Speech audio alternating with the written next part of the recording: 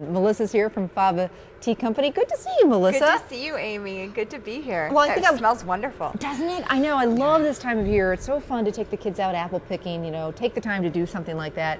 And maybe you don't want something as sweet as apple cider.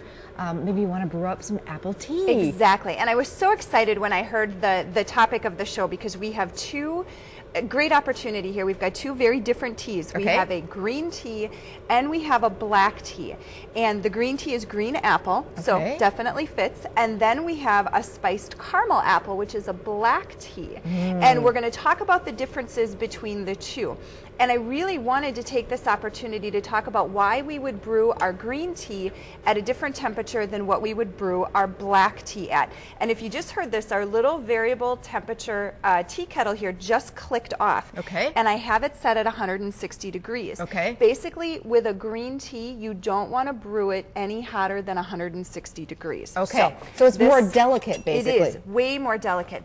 And the correlation that I really wanted to draw here, too, was you wouldn't necessarily bake roast, or you wouldn't necessarily bake, you spoke about it earlier. Cookies. You're not going to bake cookies at 500 degrees because they're going to burn instantly. They're just way too tender. Exactly. So is green tea just a lot lighter too, more fragile, more delicate? Exactly. And in a future episode, maybe we can go into the processing of teas and why specifically you'd want to brew a certain tea at a certain temperature. But yeah, your green teas are definitely a whole lot lighter. So generally speaking, 160 degrees, that's where you want to stop. So a lot of times people come in and they'll say, well, I take my cup, I throw it in the microwave, I set it for 2 minutes, I come out and I throw my green tea bag in there. That might be why your green tea doesn't necessarily taste wonderful. Yeah, because you wouldn't take your cookies, throw them in at 500 degrees and just let them go. Right. Really exactly. Interesting. So and let me talk a little bit about the kettle that we have here. I just want to smell this. So that's a real light, appley, subtle, you know what I mean? Exactly. This one sounds like it's going to be a little more, I'm going to get my mug ready for this. Sounds good. And this one here, the one that I'm doing, the spiced caramel apple black, this one is a seasonal tea for us. The green apple we have all year long, but this one, can you smell that? Isn't that amazing? It smells like a caramel apple. Wow, so a lot more, if you want something that's really got a lot more flavor, more robust. More robust. Yeah. Exactly. And the variable temperature kettle sort of takes all of the thinking out of it. So this kettle is going to go anywhere from 160 degrees all the way up to 212. So this is perfect for us at home at night because my husband might like a green tea or an oolong. My son's going to want an herbal, and I'm going to want a rooibos. That's cool. So it's got a little, right there, a little temperature gauge. That's really neat. So when we started out, I brewed it at 160 degrees, which is the far, let's see, where are we going here? Left. So far left was the 160, and then when I did this one, I went all the way over to 212. So we have two very distinct, very different teas brewing together, but at different temperatures. How do you know when the tea is ready? Typically speaking, anywhere from 1 to 3 minutes if it's a green tea. So we're actually going to, what we call in the tea industry, we're going to decant this one right now.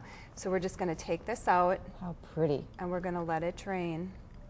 And you did get some of the pieces sneak through on this one. I'm okay with that. I know, it smells so good. I always say it's fiber. I say there's way worse things I consume on a pretty consistent basis.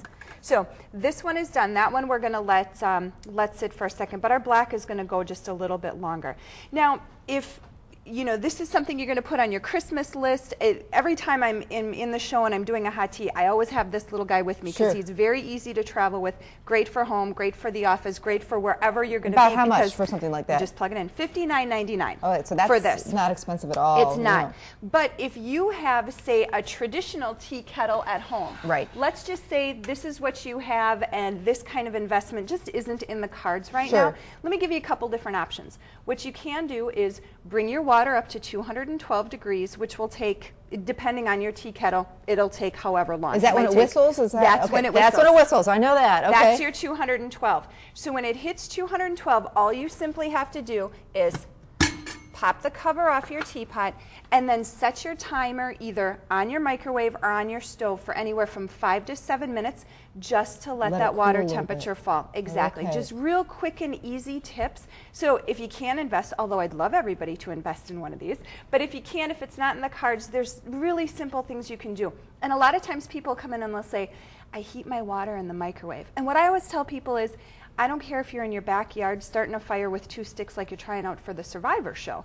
How you heat your water, in my opinion, does not matter.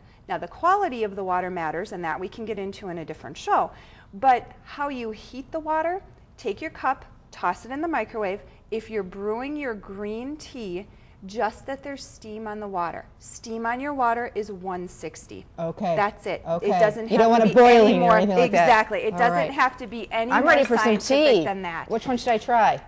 You know what? I got to say, you got to go with the spiced caramel. Okay. Try that one. Look at that. Isn't wow. that beautiful? And you know, one other thing that I wanted to mention too is I always listen to our customers throughout the month and just kind of see what they're talking about and what questions they have, and it's kind of a good topic to bring up on your show. And one of the things that has been really a lot of fun that we've talked about recently, and I think the green tea is probably a better example, but do you see how on the top of the tea there, how it's kind of reflecting against the light, it sort of looks like it's kind of an oil slick? Okay. You know what I mean? Like you Right. can see all of the essential oils. That's a good thing. It's a good thing. Yeah. The thing you really want to get out of your tea is you want to get the essential oils. That's what helps with your skin. That's what helps with your joints. I mean, from a health benefit standpoint, that's really absolutely wonderful. This is so delicious, and no sugar too. No so sugar, if you want exactly. all the goodness, you know, of apple cider without all that sugar, brew up some of this tea. This is the way to go. Great to see you. Good to see you, I'm gonna have Amy. a little bit more. Help yourself, Oh, please. Come see us at so Fava Tea yummy. Company.